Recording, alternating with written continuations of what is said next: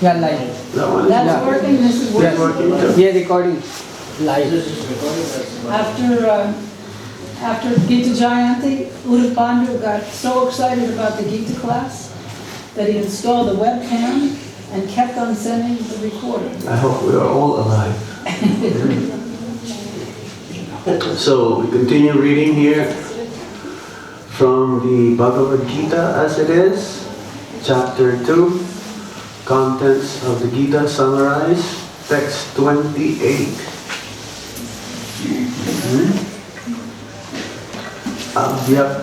Abhyaktadini Bhutani Vyakta Madhyani Bharata Avyakta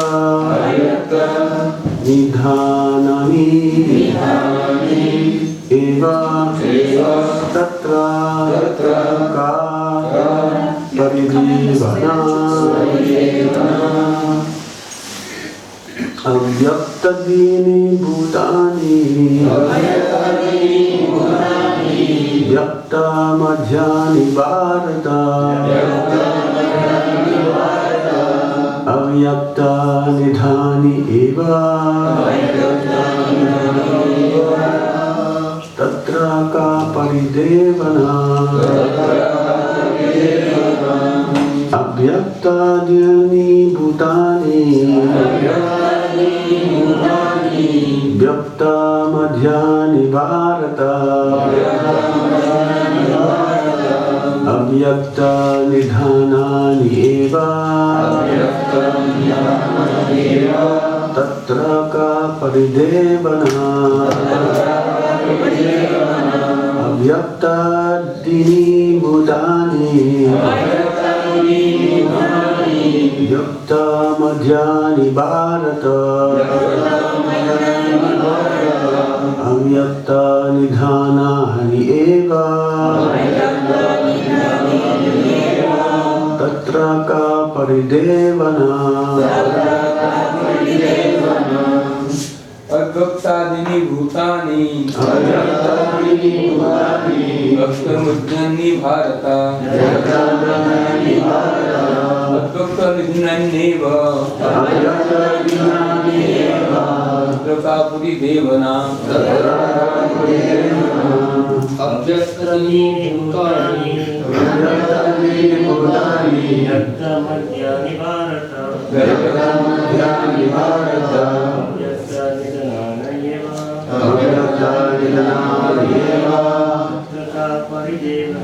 Tatra Ka Paridevana Abhyaktadini Bhutani Vyakta Madhyani Bharata Vyakta Nidhaneva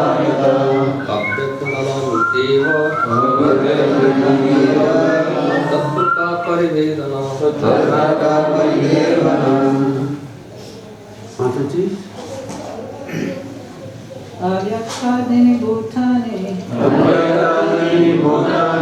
Vyakta Madhyani Bharata Avyakta Nidhanani Eva Tatra Ka Paridevana Abhyaktadini Bhutani Vyakta Madhyani Bharata Avyakta Nidhanani Eva Tatra Ka Paridevana Abhyaktadini In the beginning unmanifested Bhutani all that are created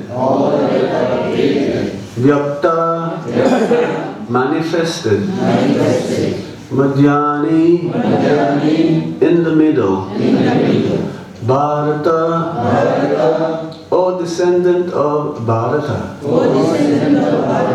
Avyakta non-manifested Nidhanani when vanquished eva. It is all like that. Tatra, therefore, ka, what? Paridevana, lamentation. Translation and purport by His Divine Grace Srila Prabhupada. Srila Prabhupada ki jai. All created beings are unmanifest in their beginning, manifest in their interim state, and unmanifest again when annihilated. So what need is there for lamentation? Purport. Accepting that there are two classes of philosophers, one believing in the existence of the soul and the other not believing in the existence of the soul, there is no cause for lamentation in either case. Non-believers in the existence of the soul are called atheists by followers of Vedic wisdom. Yet, even if, for argument's sake, we accept this atheistic theory, there is still no cause for lamentation. Apart from the separate existence of the soul, the material elements remain unmanifested before creation.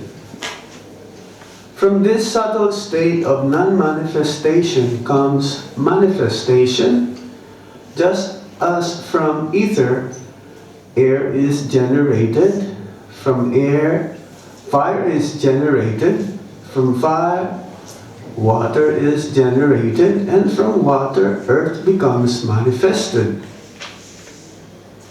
From the earth, many varieties of manifestations take place. Take, for example, a big skyscraper manifested from the earth. When it is dismantled, the manifestation becomes again unmanifested and remains as atoms in the ultimate stage. The law of conservation of energy remains, but in course of time, things are manifested and unmanifested. That is the difference. Then, what cause is there for lamentation, either in the stage of manifestation or in unmanifestation? Somehow or other, even in the unmanifested stage, things are not lost. Both at the beginning and at the end, all elements remain unmanifested. And only in the middle are they manifested. And this does not make any real material difference. And if we accept the Vedic conclusion as stated in the Bhagavad Gita, that these material bodies are perishable in due course of time, anta ine deha, but that the soul is eternal, nityasyokta sharirinaha, then we must remember always that the body is like a dress. Therefore, why lament the changing of a dress? The material body has no factual existence in relation to the eternal soul. It is something like a dream. In a dream, we may think of flying in the sky or sitting in a chariot as a king. But when we wake up, we can see that we are neither in the sky nor seated on the chariot. The Vedic wisdom encourages self-realization on the basis of the non-existence of the material body.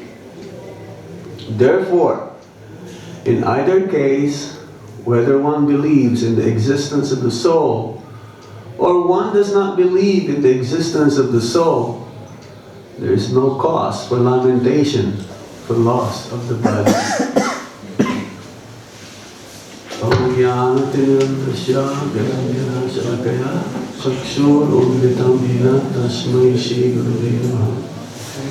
Sri Chaitanya Manovistam Stapitam Yena Bhutale Swam Rupa Kadamayam Dadati Swapadantikam Vandeham Shri Guru Sita Padakamalam Shri Guru Vaishnavamscha Shri Rupam Savijatan Sahagana Raghunatan Vitam Tam Sajivam Sadvaitam Sadvadutam Parijana Sahitam Krishna Chaitanya Devam Shri Radha Krishna Padam Sahagana Lalita Shri Sakavatamscha He Krishna Karuna Sindho Dinabandho Jagatpate Gopesa Gopika Kanta Radha Kanta Namostate Tapta Kanchana Gaurange Radhe Vrindavaneshwari Vishabhanu Sute Deve Kamamani Haripri Vansakalpatarulyascha Kipasindhu Vehivacha Patitanam Pavanebhyo Vaishnavebhyo Namo Namaha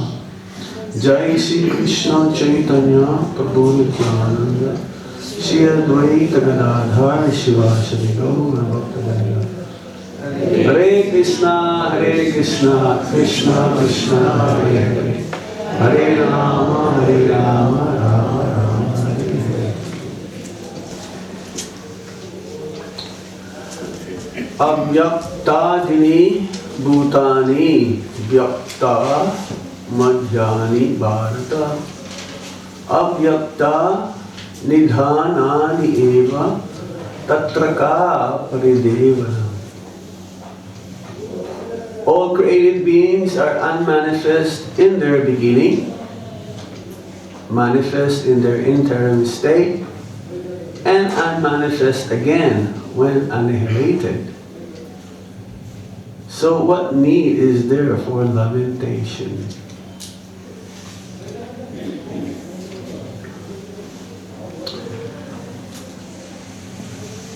So Lord Krishna continues the teachings to Arjuna, his dearmost friend, about the nature of the soul.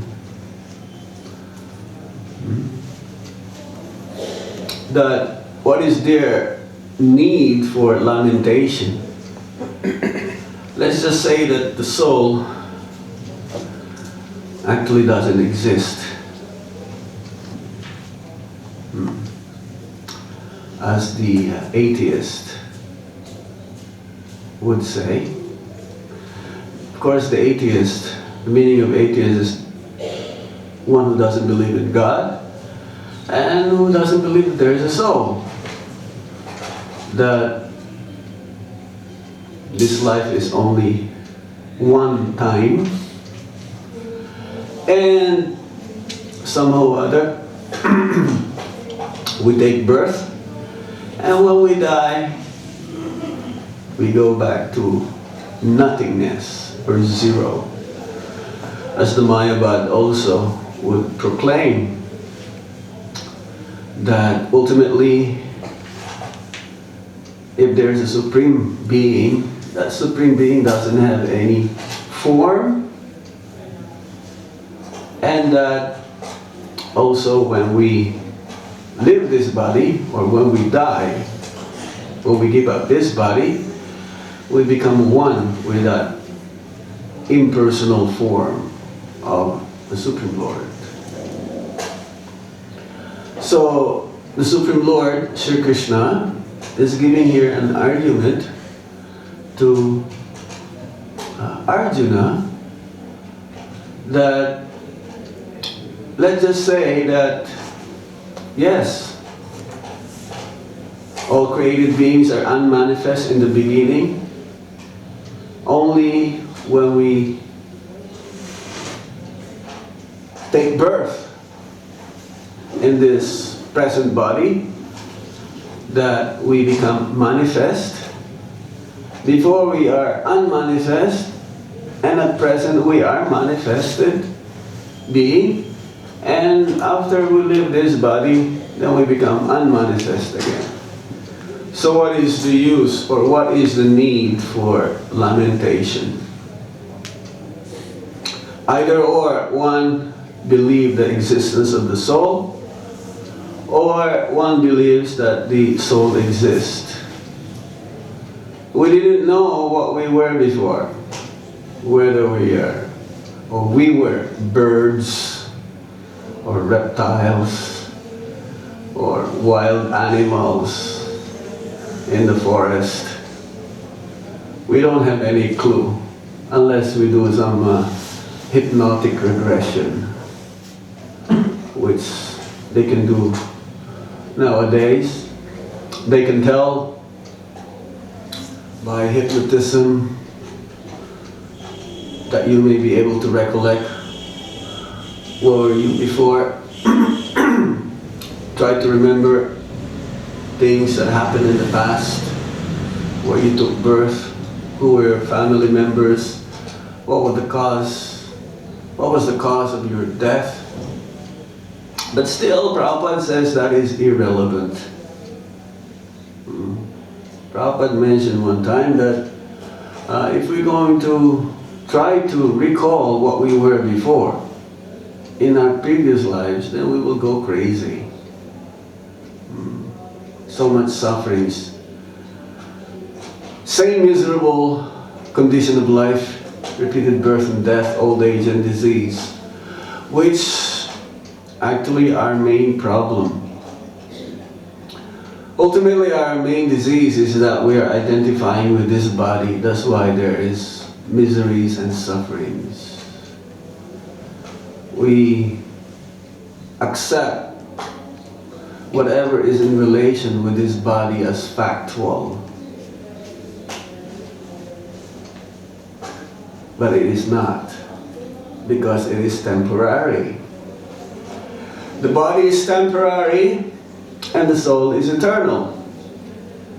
The body is made of 5 gross elements: earth, water, fire, air, and ether or sky, and 3 subtle elements, namely mind, intelligence, and ego. We are not those material elements. Our real identity, according to the Bhagavad Gita, the teachings from the Shastras, teachings from sadhus or the spiritual master, and the knowledge that we can get from the Paramatma, from within, is that we're not these bodies, we are spirit souls. Our real identity is that we are spiritual, we are eternal. But somehow or other we come in contact with the material energy that we, depending on our desires and at the time of death, what we're thinking of, yam yam ba pisma babam, that we attain a certain type of body created for that specific soul to fulfill one's desire and what that soul is thinking of at the time of death. Srila Prabhupada explains that this body is like a dress, custom made specifically for that specific soul, in order for one to fulfill one's desires, and also to receive the reaction of one's fruitive activities in the past, known as karma. So depending on the past, we acquired his body, provided by Lord Brahma, who is the engineer, who put all together all of these different material elements, specifically fit for that soul that we are right now. That's why everybody's body is different, because we all have different desires. We all have different karma.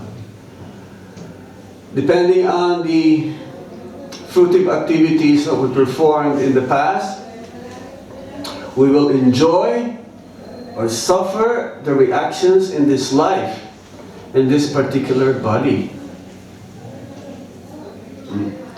And we cannot escape that karma. You can run, but you cannot hide. You can go anywhere you like, and karma will follow you wherever you are. In one of the statements in the Puranas, karma is compared to a calf, and a calf is being separated from the mother cow. And the mother cow is amongst 1,000 cows. Have you ever experienced how the calf will be able to meet the mother cow? The calf will make his or her moo, and then the mother cow will also reply moo. And it doesn't matter where the mother cow is. She can be with thousands and thousands of cows, other mother cows. As soon as the baby calf starts to moo, the mother cow also will start to moo. And even though the mother cow is like in the middle of thousands and thousands and thousands of mother cows, they'll be able to meet each other. The baby calf will be able to identify the mother cow in the middle of thousands and thousands and thousands of cows.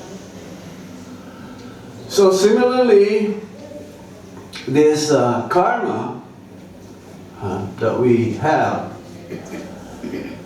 specifically for this body, is meant specifically for us only. And we take birth in a different family, a specific family. Now we will not take birth in any other family. Wherever family we took birth at this present body, it is meant for that we take birth, or we took birth in that family. We cannot be in any other family otherwise. No way. Because that is the only family that is like specifically meant for us, so that we will be able to receive the reactions of our previous activities. Whether we have to suffer or enjoy amongst our family members at a certain time. And of course, after some time also, we create more karmas, more activities, more results of our fruitive activities, that we will become separated from them again. So our relationships pertaining with this body, amongst our friends, family, loved ones, community, is actually, according to the Shastras, is not factual, because of the temporary nature of the body.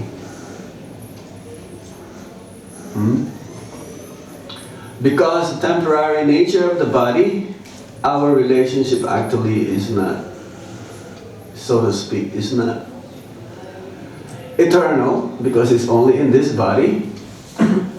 So what is the need for us to lament when somebody passed away which has a relationship with this body? This is what the Shastra says. It's really amazing, because our main disease, if you're going to analyzes is that we really identifying with this body as the real self, and anything that has a relationship with this body is real.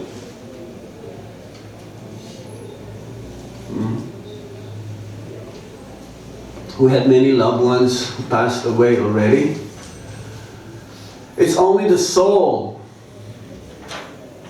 that leaves the body.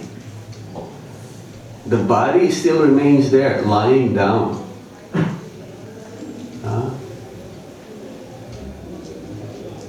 You've been hugging that person before, when that person was alive.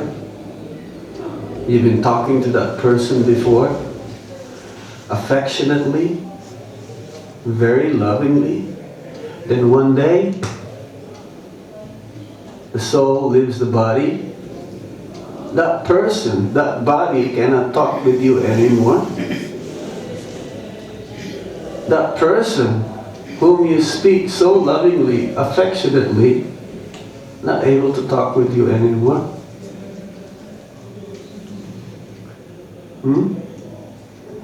And if we identify with the body as a self, then we suffer. It's very miserable. Miserable condition of life. So only those who knows the science of the soul, as given from the sastras, given by the spiritual master, and knowledge given by the Paramatma within. Because there is no material things that can teach us what is the soul. There is no book, material knowledge that can tell us what is the soul. Not possible. It's not possible at all that you go to a university that you can study about the soul, that teaches like what we are learning here every day in the Bhagavad Gita. Ultimately, knowledge comes from within. What's that we sing every day? Divya Gyan Hride Prokashito. This divine knowledge, Divya Gyan, Hride, is given within the heart. It's coming from the heart. Given by the spiritual master, the sastras, like the Bhagavad Gita, and from the Paramatma. So, ultimately, why we suffer is because of our identifying with the body as a self. So, this is a very valid statement from Lord Krishna. What is the need for lamentation? Let's just say, because it's only in the interim state when we are here, yes. But when the soul leaves the body, and there is no more, the body doesn't anymore function. Why do you still have to lament? And before, it doesn't exist anyway. We didn't know what we were. So why lament now? Does it make sense? It makes sense, isn't it? The person, Prabhupada gave another example of the soul. It's like a bird being in a cage. You just polish the cage, but you forgot to feed the bird inside. Yes, it is a golden cage, but then you forgot to feed the bird inside the cage. You have a very beautiful cage. Very beautiful. It's like we have a very beautiful, let's say, a very beautiful, strong body. But then we forgot to understand the person who is embodied in the body, which is the soul. We forgot to understand the nature of the soul, which is a small sample of God. Prabhupada gave another example, just like a small drop of the ocean have the same quality as that big ocean. It is salty. So self-realization means understanding one's self, the soul within. And if we can understand this small sample of the Supreme Lord, the soul, who by nature is of the same quality as the Supreme Lord, full of knowledge, bliss, and eternity, then one does not need to lament when somebody dies. Of course, we are personalities, so we also get affected. We're not robots. We're not robots. We also get affected, but it is minimized. Not to the extent like the materialist who doesn't know the nature of the soul, that they actually become so much affected that they even want to give up their own life also when their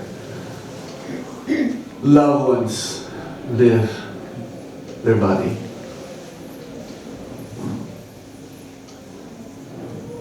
We get affected in such a way because we have a relationship with that particular person who leaves the body, who left the body.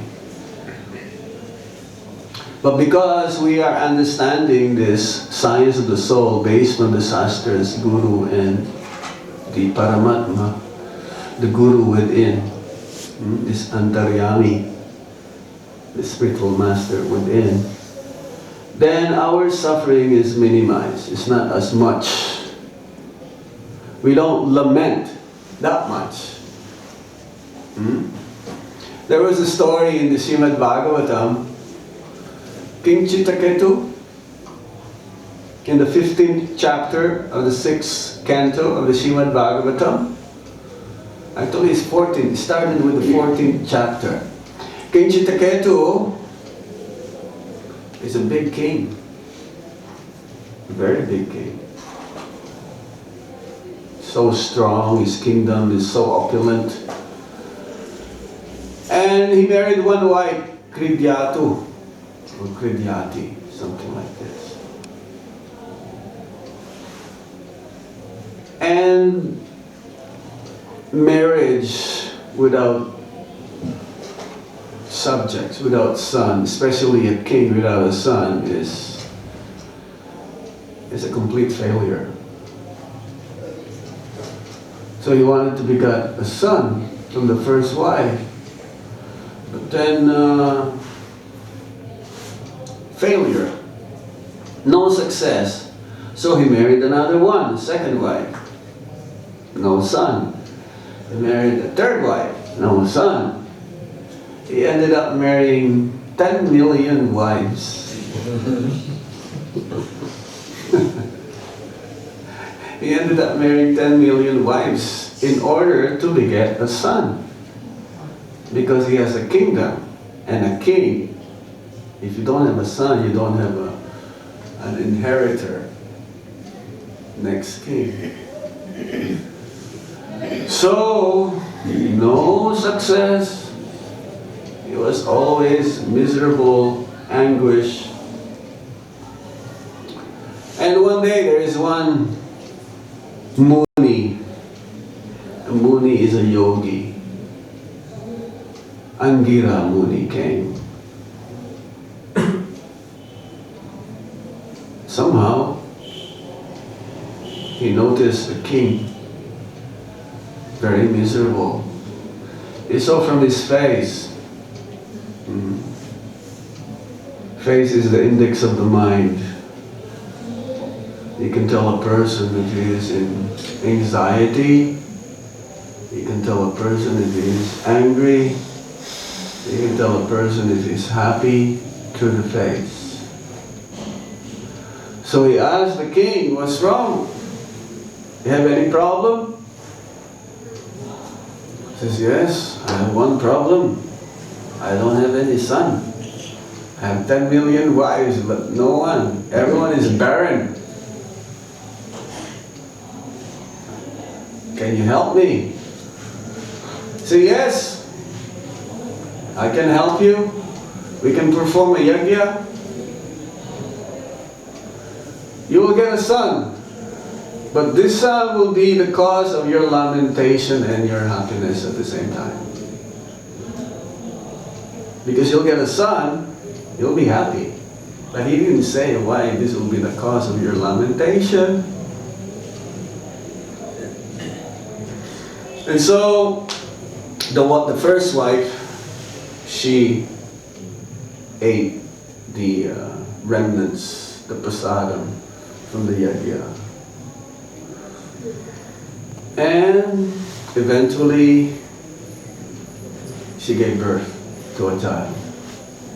But now, the other 999,999 million. They all became envious because the kings focused only on the first wife. And all the servants were all happy of the first wife. The other is so envious, and all the attentions were all put into that first wife. So they made a plan to poison the child. They killed the child. When the wife asked the servant to please take care, see how the son is doing, because he was sleeping. He's not moving at all. Lifeless. She cried like a mad person. The servant told the wife, and the wife told the king, King Chitraketu. King Chitraketu became so sad, so much in grief. Crying and crying and crying. What is this? I only have one son, and the son is gone. So somehow, Angir Muni met Narad Muni. Narad Muni is always there in Bhagavatam. Wherever there is like a special event going on, Narad Muni is always present.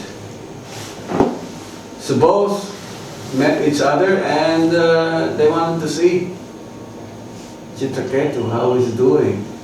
And they found out that, yes, this is what happened. King Chitraketu's one and only son left the body. And Narad Muni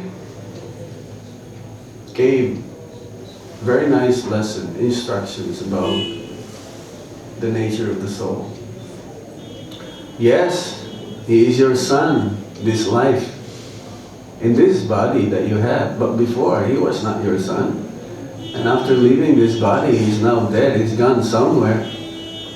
He'll be the son of somebody else. So why are you grieving? Why are you sad? So this is what we're talking about here. Because, yes, our relationship is temporarily within this body only. As long as we have this body, our relationship with our friends, or our loved ones, family members, community, is only in this lifetime. And after we leave this body, where are we gonna be? We'll have a different family, we'll have different friends, we'll have different loved ones. So what is the need for there to lament? Because Krishna is trying to convince Arjuna to fight. The whole scenario here is that Arjuna doesn't want to fight because he's thinking of his relationship with his kinsman, with his grandparent, with his cousins. And as a Kshatriya, he has to fight. So, in either case, whether one believes in the existence of the soul or one does not believe in the existence of the soul, there is no cause for lamentation for loss of the body. But yes, it is very difficult to accept it. It is not so easy. Our philosophy is like this.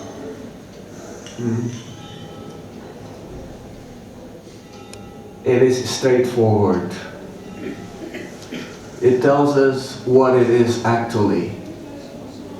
But practical application, when we try to apply it to ourselves, not sometimes. Most of the times it's very difficult to accept. And we don't have to do any experiment here. These shastras are like this. It's very blunt. Spade is spade. Black is black, white is white. There is no exemption. But we just have to accept it because, and if we're not devotees, boy, it'll be so hard for us to accept it. We'll go crazy. But because we're just trying to become devotees and still trying to comprehend this knowledge and apply it to ourselves, it still is very difficult. It's not so easy.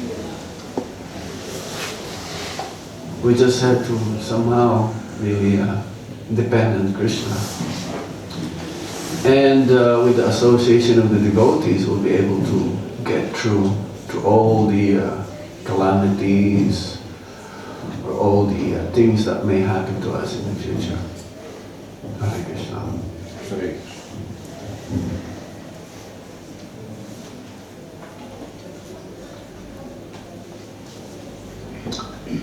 Any questions? Pass the mic.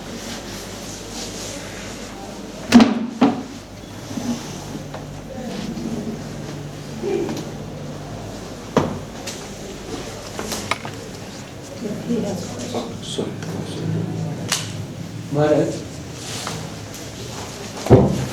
Maharaj, soul is spiritual, body is material, then actually who laments? Soul is spiritual, body is material, then lamentation, who does this lamentation? It's the soul. Because you identify with the body, then you're the one who suffers. The soul is a passenger. Then its spiritual qualities does not mean No. If you understand your real nature, then you don't suffer.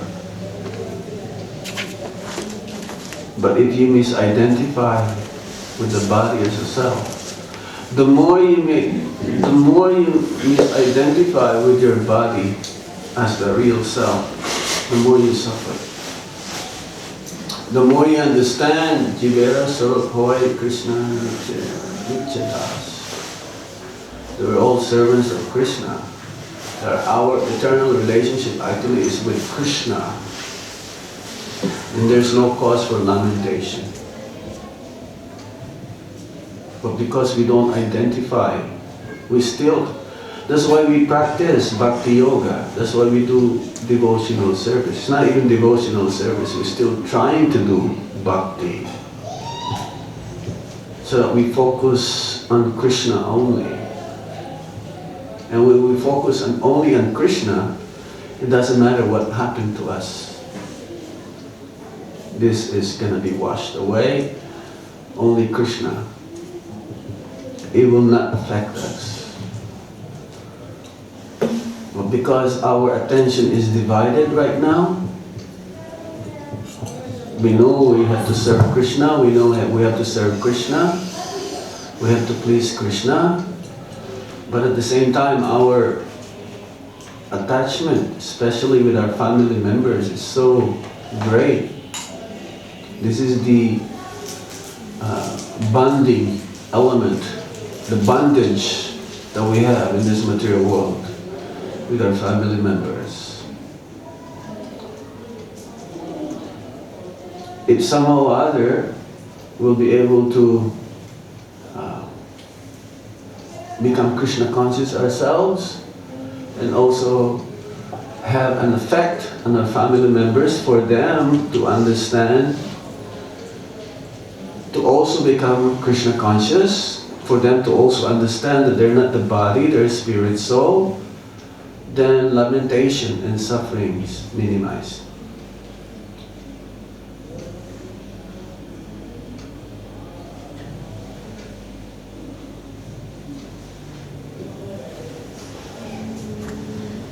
That is our purpose. We become Krishna conscious, and somehow or other, they also become affected by our becoming Krishna conscious. Then also, their lamentation and their sufferings becomes minimized. But nevertheless, we still get affected, but it's minimized. See, when our spiritual master, when Srila Prabhupada left, even though this is our teachings, we're not the body, we're spirit soul. The disciples also, they lamented.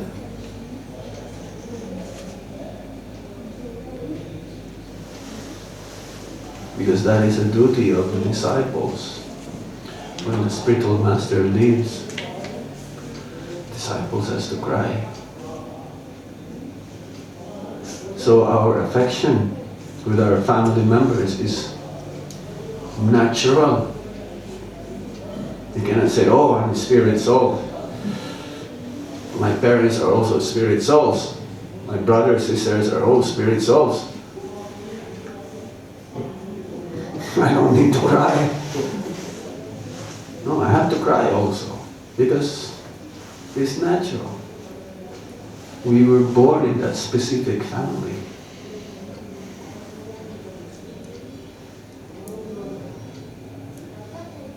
You understand?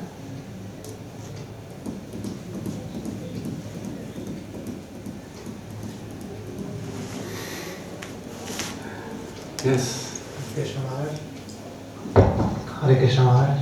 Maharaj, how do we understand that our soul is a person as well? Like when someone dies, that person is there, but the soul is gone. So how do we... You were the same when you were 2-year-old, when you were 10-year-old, when you went to high school, when you went to college. It's only the body that's changing. When you sleep and you dream, you forgot everything. You forgot your body actually.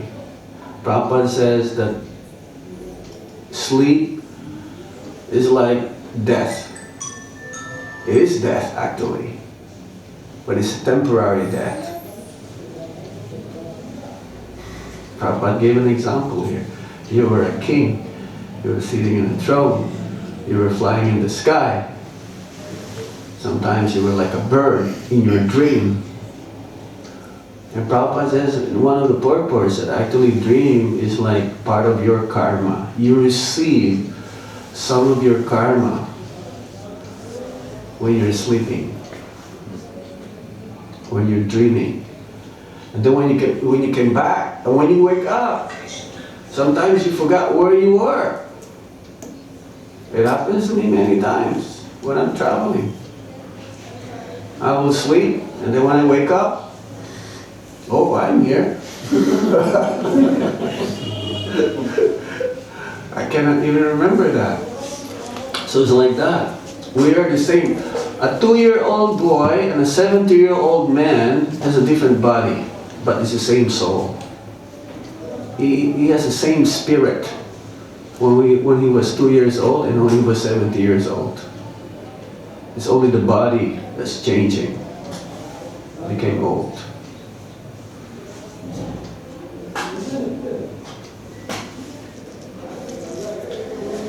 Anything else? Thank you very much. Srila Prabhupada Ki.